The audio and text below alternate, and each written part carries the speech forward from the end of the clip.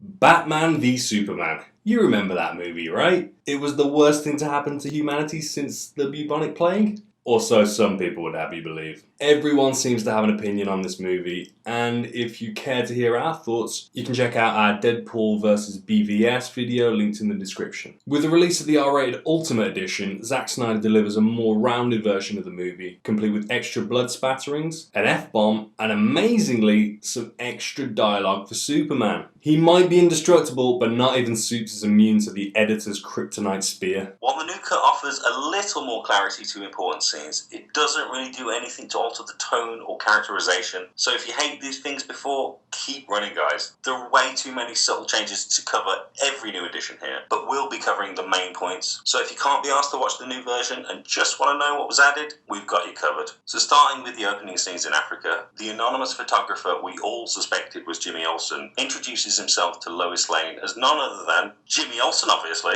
The pair are then masked and whisked away to meet the general. After Jimmy's discovered to be CIA, he's given a couple more lines, confidently claiming he can offer the general an arrangement, but it's still not enough to save the poor bastard. And to be fair, what kind of photographer would still be using film in this day and age? Very poor undercover planning, Jimmy. Following his execution, we see the situation being monitored from a US-based operations room, as well as nearby ground troops on horseback. A drone strike on the general's compound is then ordered, which of course puts Lois in immediate danger of death. And we can't be having that, can we, Supes? Like in the original, Lois is taken underground by the general, but in this version, Superman finds a way to peacefully resolve the conflict without throwing him through the wall. Just kidding, he totally kills him again, but this time we cut to the surface where Anatoly and his men begin massacring the general's soldiers and torching their bodies. As Superman arrives to intercept and destroy the drone, Anatoly makes his escape. Supes rescues Lois, and then we cut to the ground forces arriving on the scene to discover the burned bodies. Remember how everyone thought Superman was responsible for the atrocities for some reason? Well, that finally makes sense, as does Anatoly's love for throwing flames later in the movie. Along with this, we actually get to see Clark a lot more, with many more scenes being added, and in particular, he gets to do some actual reporting. There are a scattering of new scenes, which we see him travel to Gotham, where he speaks to local people and first learns about the Bat Vigilante. He then investigates the prison shanking involving the bad guy who'd been branded by the Batman. It was good that Clark had more to do and was given actual reasons to be opposed to Batman's methods. He also acted like a journalist, which added to the character and gave him some agency rather than just being a mopey son of a bitch all the time. The next one's a pretty major change, and if any of these scenes should have been kept in, it's probably this one. Immediately after the bomb blast, we get a scene where Supes assists the wounded. As he surveys the mountain casualties, he becomes visibly disturbed and makes his exit. Since we don't see any of this in the original, it's good to see and understand the emotions Superman's experiencing in that moment, and ultimately the responsibility he feels for not stopping the bomb. A little later, we get a scene showing Clark starting his walk of atonement at the foot of the snowy mountain, and two locals comment that he's here to die. Fortunately, he's fully clothed for this one though. Shame!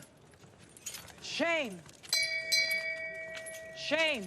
Lois is also given more investigative scenes as she attempts to clear Superman's name, and to be fair, she does a great job. She enlists the help of Janet Clyburn, the Oracle, who sheds light on the mysterious bullets Lois found and also informs her that the wheelchair used by Wallace was lined with lead, meaning Superman could never have detected the bomb. Another scene prior shows Lois investigating Wallace's apartment, where she finds fresh fruit and groceries, which clearly showed that he didn't expect to die, as something else was going on. There's a cool scene added where we get to see Batman Arkham Asyluming someone on CCTV footage at the LexCorp building. But annoyingly, the Batman v Superman fight isn't all that different. Superman gets an extra push in prior to throwing Batman up to the roof, and after Batman exposes Supes to the kryptonite, he gets a few additional blows in, which is pretty cool. The warehouse fight gets a few R-rated additions though. This time we see Batman splatter an assailant's brains against the wall, and the dude that stabs him gets gutted like a fish, though fortunately it's not shown on camera. I'd say unfortunately. Well, as if to satisfy your bloodlust, there's an extra snippet of action after Superman gets stabbed by Doomsday. We're shown in graphic detail Superman shoving the spike through his chest, which I believe was cropped from the original. This next scene's already been widely circulated, but in the aftermath of the Doomsday fight, a police unit sees Lex, who is chin deep in sludge, communicating with an otherworldly presence who we now know is Steppenwolf. It's a bit of a bizarre scene because Steppenwolf says exactly jack shit before his image dissolves into thin air, and it's not altogether clear whether the vision is exclusive to Lex or not, but the scene does offer a little more explanation to Lex's ramblings after Batman leaves his cell at the end. Speaking of which, there's a few more details in the conversation between Batman and Lex. Lex reveals he knows it's Bruce Wayne behind the mask, and that thanks to his insanity, he'll be spending the foreseeable future in a cushy psych ward. Batman gives him some bad news, however, informing him that he's arranged to have Lex transferred to Arkham, where he still has a few friends. The dual funeral scenes are extended too, with a few new details sprinkled in. None of these add up to much in all honesty, and if anything, it all feels a bit drawn out and adds to the strangeness of the US holding a funeral with an empty box. Where do they think the body went and how? Martha has also apparently, conveniently, forgotten her checkbook, to which she is told an anonymous donor has paid for everything. Thank God they kept that out. What I want to know is, did they put Clark's glasses back on? Let's hope they did, because otherwise his secret identity might have been given away.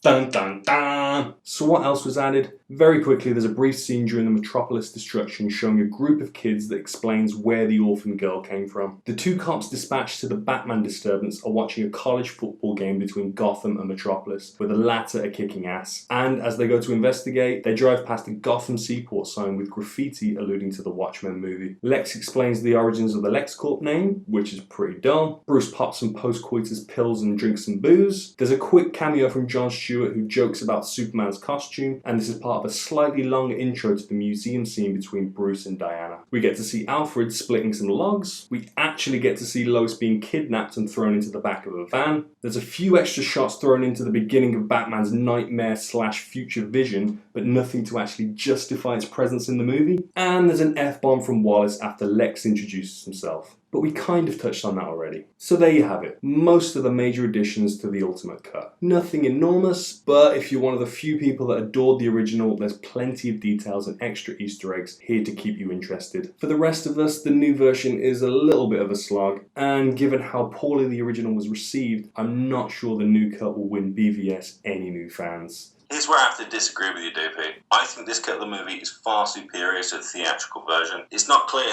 who decided to make the cuts, although my bet's on the studio. And whilst a 3-hour comic book movie is a lot to ask a general audience to sit through, especially having been weaned on Marvel's output, which is a world away, it is the better version of the film. You do have to ask, though, why wasn't the script streamlined at an earlier stage? Yeah, for me, the mere existence of a director's cut kind of reinforces the idea that there was no clear vision for this movie, and it turned out to be a very expensive trial run for the Justice League. Lessons hopefully learned, and the recent Justice League announcements seem to be an indication that things are finally moving in the right direction. So which version of BVS did you prefer? And how many new scenes did you spot in the Ultimate Edition? Let us know if there's anything we missed in the comments section, and be sure to check out these other Doopie videos. Thanks for watching!